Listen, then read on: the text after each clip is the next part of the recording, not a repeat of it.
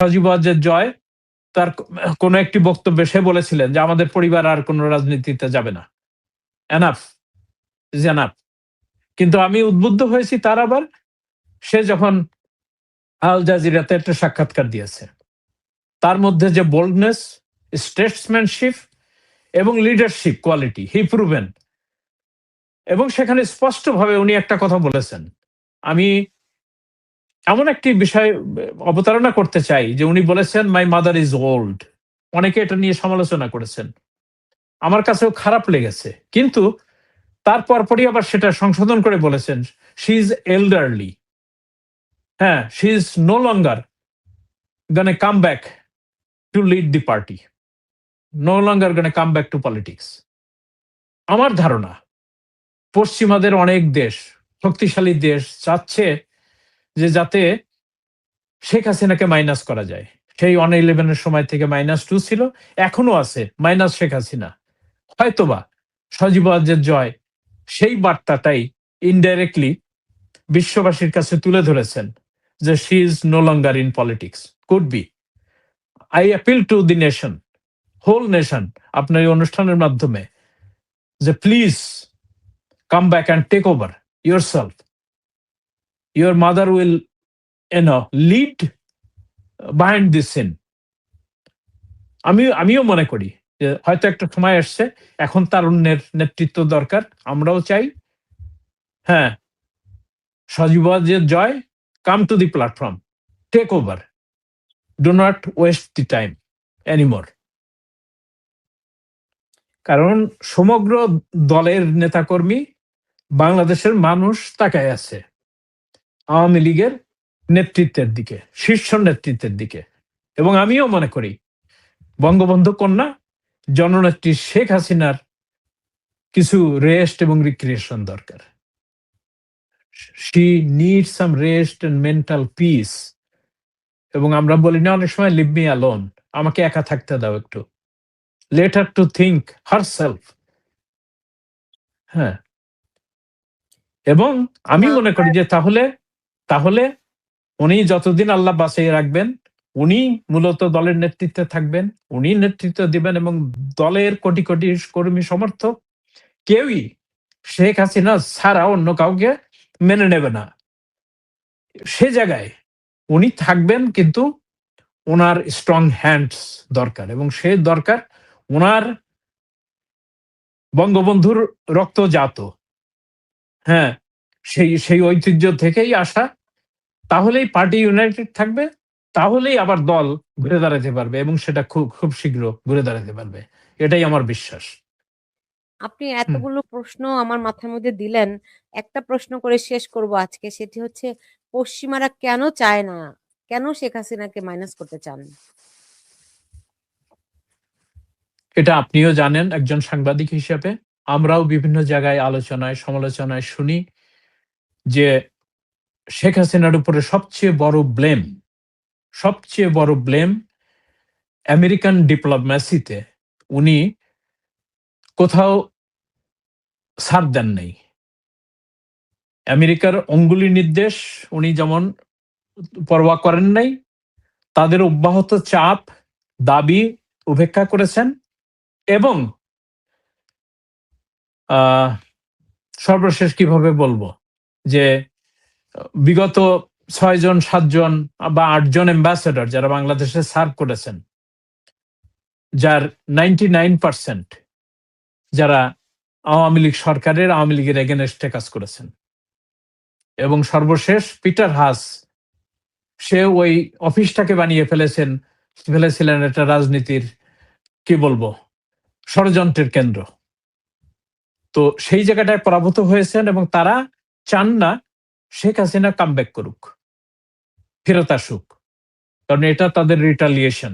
সেই রিটালিয়েশনের বলে তারা তাকে ক্ষমতার থেকে যেমন সরিয়েছেন এবং তারা চান না যে আওয়ামী লীগ ফিরে আসুক, কিন্তু শেখ হাসিনার নেতৃত্বে না। তো এই মাইনাস ফর্মুলা তাদের মনের মধ্যে আছে। আমি বিশ্বাস করি বাংলাদেশের জনগণ, আওয়ামী লীগের কোটি কোটি সমর্থক ভক্ত, তারা কেউ এটা মেনে নেবেন না, মানবেন না। কারণ পৃথিবীতে পরাশক্তি তাদের অঙ্গুলি হেলনে, তাদের নির্দেশে আমরা দেখছি ভেনেজুয়েলার প্রেসিডেন্ট এবং তার পত্নীকে কিভাবে ধরে নিয়ে আসা হয়েছে। ইরানকে ধ্বংসযজ্ঞ করা হচ্ছে। আফগানিস্তান, ভিয়েতনাম, সিরিয়া, মিশর, পাকিস্তান, শ্রীলঙ্কা, নেপাল, আপনি সর্বক্ষেত্রে দেখেন যে তাদের এই রেজিম চেঞ্জ তাদের পছন্দ হলো না, কথা মতো চললো না। তারা একটা পাপেট গভর্নমেন্টকে বসায়। বাংলাদেশেও সেই একটা পাপেট তৈরি করেছিল মোহাম্মদ ইউনূসকে। সেই ইউনূস এসে তাদের সেই প্রত্যাশিত সকল জিনিস ২ হাত দিয়ে উজাড় করে দিয়ে দিছে। এই যে উজাড় করে দিয়ে দিছে, সর্বশেষ যে মানে চুক্তি, তাদের সঙ্গে যে চুক্তি করে গেছে, আমি জানি না এই ভার বিএনপি সরকার বহন করতে পারবে কিনা। জি, অষ্টে পৃষ্ঠে বেঁধে দিয়েছে। জি। তো এবং একটা মানে প্রধানত একটা কি বলবো সেই ইসের ব্রিটিশ বলি আর আমেরিকারই বলি, একটি একটি তাবেদার সরকার প্রতিষ্ঠা করে দিয়েছিল, যারা 25টা বোয়িং কিনতে হবে, সমস্ত কৃষিজাত পণ্য আমেরিকা থেকে কিনতে হবে, তাদের অনুমতি ছাড়া অন্য কোনো দেশ থেকে কিচ্ছু কেনা যাবে না, এবং সমরাস্ত্র কিনতে হবে, সমস্ত কিছু হাই ট্যারিফ দিতে হবে। তো এরকম একটা অষ্টেপৃষ্ঠে বেঁধে আমাদের সমস্ত পোর্ট নিছে, আমাদের হয়তোবা সেন্ট মার্টিন দ্বীপও নিছে, করিডোর দিছে, এবং সমস্ত কিছু করিয়া তাদেরই সেই ইউনূসের ক্যাবিনেটেরই মনে করেন অর্ধ ডজন লোক এখন আবার এই ক্যাবিনেটে, ফরেন মিনিস্টার থেকে শুরু করে আইন মিনিস্টার, আপনার অন্যান্য মন্ত্রী টন্ত্রী দিয়ে সেই সরকারের এই সরকার মিলে আমি দেখি তার মধ্যে একই প্রতিধ্বনি। ফলে সেই সেই আমেরিকান পলিসির তাদের সেই তাবেদারি সরকারই এই যদি 5 বছর ক্ষমতায় থাকে বিএনপি, সেই হিসাবেই তাদেরকে চলতে হবে। তারা কখনো ওই মানে মেরুদণ্ড সোজা করে দাঁড়িয়ে সরকার চালাতে পারবে না। কারণ সেই বাংলায় একটা কথা বলে খারাপ অর্থে, যে পাইন মেরে দিয়ে গেছে ইউনূস। বাংলাদেশের যে 12টা বাজানো দরকার সেটা মেরে দিয়ে গেছে। তো সেখান থেকে ঘুরে দাঁড়াইতে আমি মনে করি আবার এই এই যে জাতি, নিরস্ত্র জাতি মুক্তিযুদ্ধ করে 93,000 পাকিস্তানি সৈন্যদেরকে আত্মসমর্পণে বাধ্য করে 9 মাসের মাথায় দেশ মুক্ত করতে পারে, তারাই আবার এই দেশকে শৃঙ্খল মুক্ত করবে, এবং সেটা হবে আওয়ামী লীগের নেতৃত্বে, আমি বিশ্বাস করি। জি। বা কি বলবো, আপনি এত এত কিছু আজকে বলছেন, আম আ শেষ হইয়াও হইল না শেষ। ভেনেজুয়েলার প্রেসিডেন্টকে যেভাবে করে তুলে নিয়ে গেছে, আ সেইটা একটু মাথায় রেখে প্রশ্নটি করছি যে আপনি মানে এই সরকারের পতন, শেখ হাসিনার ভারতে চলে যাওয়া, এগুলো আ এবং এখন পশ্চিমা বা আমেরিকা চায় না যে শেখ হাসিনা, আওয়ামী লীগ ফিরুক কিন্তু শেখ হাসিনার নেতৃত্বে নয়। এটি যদি হয়ে থাকে তাহলে তারা তো আগের থেকেই সক্রিয় ছিল। তো শেখ হাসিনাকে ভারতে নিয়ে যাওয়াটাও এটার একটি অংশ কিনা? কারণ আঞ্চলিক রাজনীতিতে ধরেন আমেরিকা যদি বিশ্ব মোড়ল হয়ে থাকে, আমাদের অঞ্চলে তার প্রতিনিধি হচ্ছে গিয়ে ভারত। তো ভারত লোকালি ওই ভেনেজুয়েলায় যে ঘটনাটি ঘটেছে, সেই ঘটনাটি বাংলাদেশে ঘটেছে কিনা? এখানে একটু ভৌগোলিক পটভূমিতে একটু পার্থক্য আছে। ভারত বাংলাদেশ পরিবেষ্টিত, 4095 কিলোমিটার ব্যাপ্তি ঘিরে রাখা বাংলাদেশ। সেই বাংলাদেশ থেকে আমেরিকান কোন ফোর্স গিয়ে তাকে তুলে নিয়ে আসা ভারতকে উপেক্ষা করে এটা কঠিন ছিল, সেটা পারত না।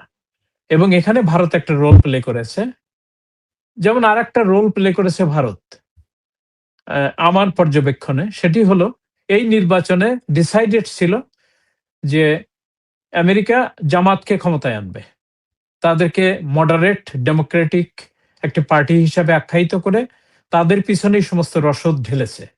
কারণ পৃথিবীতে যেখানেই হোক এই ধরনের রেডিক্যাল মানে এক্সট্রিমিস্ট পার্টি ক্ষমতায় আনতে পারলে তাদের জন্য সেই জায়গাটা কবজা করা সহজ হয়। তারা যেমন বিন লাদেনকে তৈরি করেছিল, তারা যেমন ইয়েতে কি বলে ওই সন্ত্রাসী জঙ্গি বিভিন্ন দেশে তৈরি করেছিল, সেখানে সেটা পারে নাই। কিন্তু ভারতের গেম প্ল্যানে এইখানে আমেরিকা হেরে গেছে নির্বাচনের সময়। কারণ বিভিন্ন বিশেষজ্ঞের মতামতের ভিত্তিতে যেটা জানা যায় যে ভারতের direct interference and support to BNP, এই বিএনপি কে সাপোর্ট দেওয়ার ফলে বিএনপি কিছু সমঝোতায় আসে ভারতের সঙ্গে, হয়তো বা লিখিত বা অলিখিত।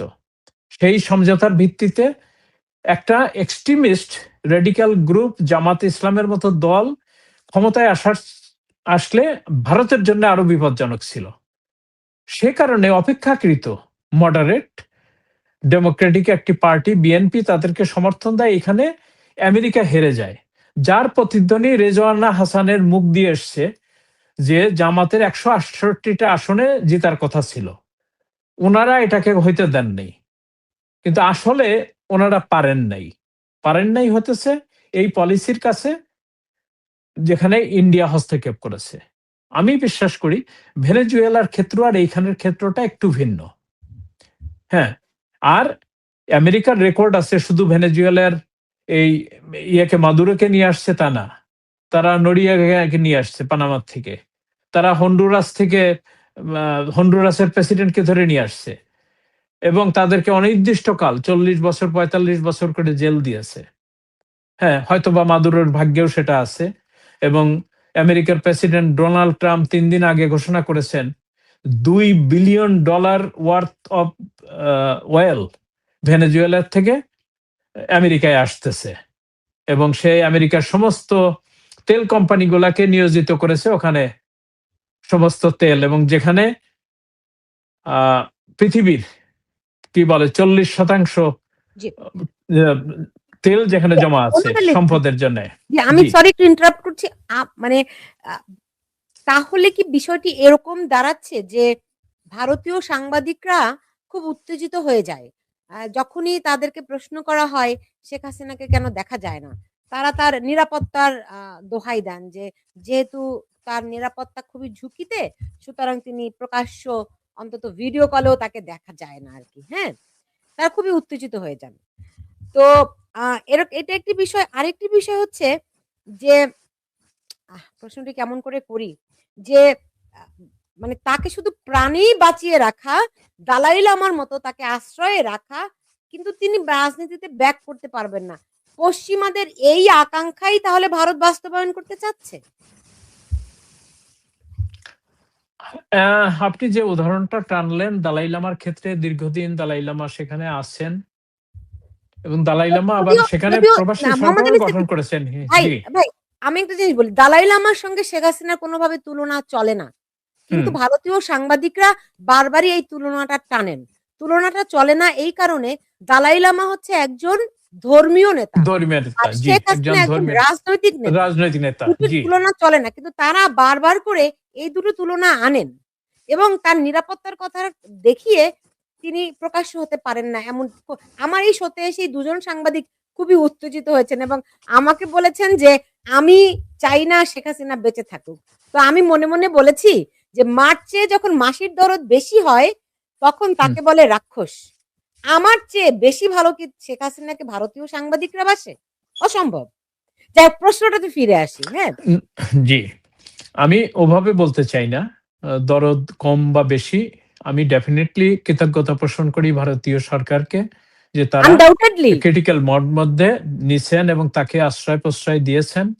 এবং আপনি যেটা বললেন যে উনি কেন ভিডিওতে আসেন না বা বাইরে যান না বা ইত্যাদি, সে বিষয়ে কোনো বাধা, কোনো নিষেধ, কোনো কিছু ওনার উপরে নাই, এবং she is free to move as she explained many Times to me. কিন্তু যেমন বার্তায় ভিডিওতে আমরা সংযুক্ত হই, কথা বলি বা ইত্যাদি করি, উনি অনেক সময় নিজেকে এভাবে উপস্থাপন করেছেন যে যে দেশ আমি আমার বাবা নিজের হাতে গড়েছি, সেই দেশের থেকে আমাকে এইভাবে লজ্জাজনক অবস্থায় চলে আসতে হয়েছে, আমি এই মুখ দেখাতে চাই না, এই পরাজয় বা এই অবস্থায় আমি এই মুখ দেখাতে চাই না। এটা একটা বিষয়। আরেকটি বিষয় হচ্ছে যে ভিডিও বার্তা একবার শুরু করলে তখন আর অডিওতে কথা বলার কেউ চাইবে না, আর একটু রেডি হয়ে কাপড় চোপড় পরে ঠিকঠাক মতো করে ক্যামেরার সামনে বসতে হয়।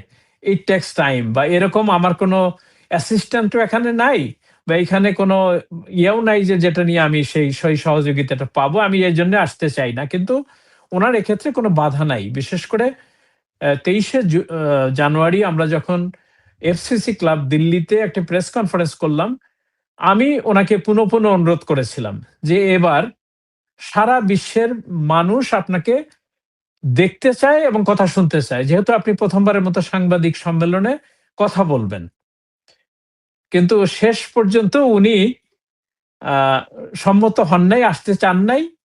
যে আমি বরং একটা প্রি রেকর্ডেড মেসেজ একটা দেই। আমার কাছে মনে হয় না যে উনি আসতে চান না বা চাইবেন না সেটা না। যেমন আমার ব্যক্তিগতভাবে আমার নিজেরও ইচ্ছা আমি আমি একটু স্বচক্ষে উনাকে দেখতে চাই। এরকম কোটি মানুষ দেখতে চান বঙ্গবন্ধু কন্যাকে।